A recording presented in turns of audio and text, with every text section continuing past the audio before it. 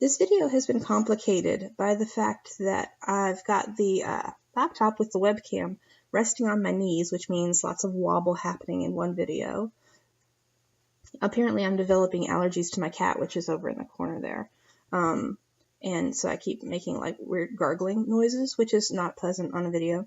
And I tend to get a little rambly.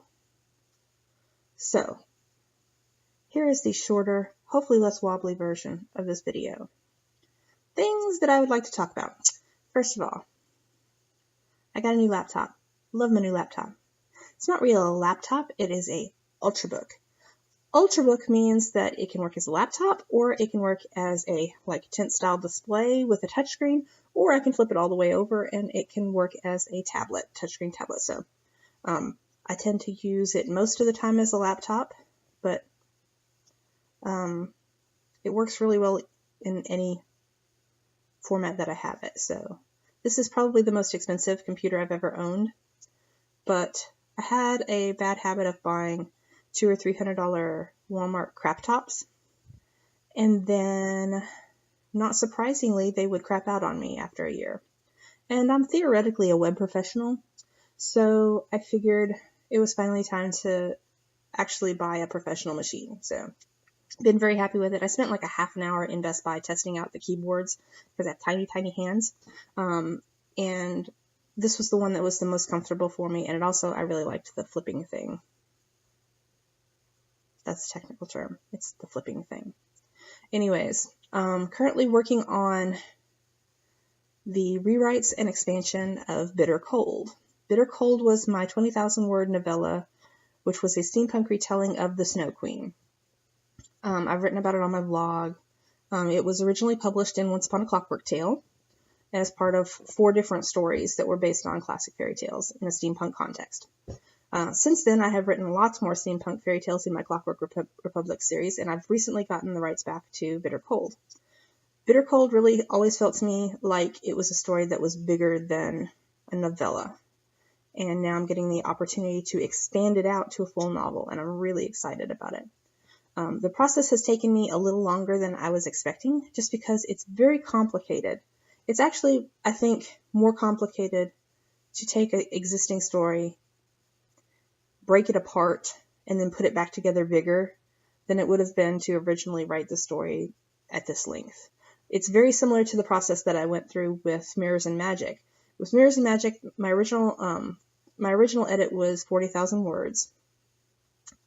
And when I did the full structural edits and rewrite with Three Fates Press, helping with a professional edit and everything like that, it came back at 50,000 words. So instead of expanding a 40,000 word novel to a 50,000 word novel, what I'm doing right now is expanding a 20,000 word novella into a 40 or 50,000 word novel. So it kind of stands to reason that that's a little more complex than just writing a 40 or 50,000 word novel to begin with. Because you can't just add words. You really have to take the thing apart, look at it, figure out what's working, what's not working, and figure out where are the scenes or the chapters that really should have been broken up into 2 or 3 scenes or chapters. What are the scenes that are missing that you just sort of skipped because you didn't have time to show the reader that, which you now can show in a compelling way. You can't just throw it in because, well, now I can throw it in. You have to really kind of look at every piece and go, okay, is this going in my shopping cart of stuff I'm including in the rewrite or not? So it's just breaking apart the 9 original chapters and coming up with a new chapter structure that was 18 chapters instead. I mean, I doubled the chapters. And I didn't just slice 9 chapters in half. Some of the chapters that were originally in the book are still almost entirely unchanged. Some of them I broke up into 3 chapters or 2 chapters. There's at least 1 chapter that's entirely new that just was stuff that like I just didn't have time to put in the first book. So it's very technically complex. It's also emotionally complicated because I had my level of emotional investment in Mirrors and Magic was much lower than it is with this story. I wrote Mirrors and Magic because my daughter Maddie is a huge fan of Snow White. She's a fan of Once Upon a Time. We watched it together, and she insisted that I write a Snow White story. I like Snow White. I just felt like with Snow White and the Huntsman and Mirror Mirror and Once Upon a Time all coming out within the last few years, I figured people would be just like tired of Snow White stories. As it turns out, not so much, because it's pretty much my best-selling title. But this was a story that I wrote for someone else, essentially. So my emotional investment in it was relatively low. It was easy to take it apart and just like, Frankenstein it and not worry about. And I knew I would get it back together and it would be better. But I didn't have any anxiety during the process when it wasn't together, when it was kind of a mess on the floor and I was still trying to put it back together. This story, the main characters are essentially teenage versions of my husband and myself. This was my first fiction sale, so I have all the feels, I have all the emotions about this particular story, and I love the Snow Queen. And so this rewrite is both technically more complex than the Mirrors and Magic rewrite, and it's also emotionally more complicated because I have this anxiety right now while the story is in pieces and incomplete and not, I had a nice, complete, pretty story that was in a book. And now I don't have that anymore. I have pieces of the story that I'm working on and it's not finished and it's making me really uncomfortable.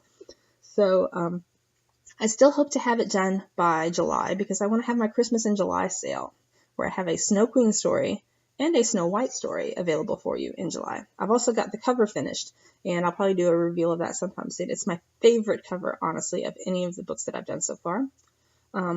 Before you say, oh, you did a Snow Queen story because Frozen. No. I wrote Bitter Cold, the original novella, in 2012. As part of Once Upon a Clockwork Tale. That was a full year and a half before Disney came out with Frozen. I did not know Disney was even working on a retelling of the Snow Queen when I started working on it. In fact, the reason that I did the Snow Queen for my fairy tale was because I wanted to do a story that wasn't Disneyed to death. And then 6 months after it released, a year and a half after I wrote it, Disney happened and Frozen happened. And Idina Menzel singing Let It Go from every possible screen in the universe happened. So, however,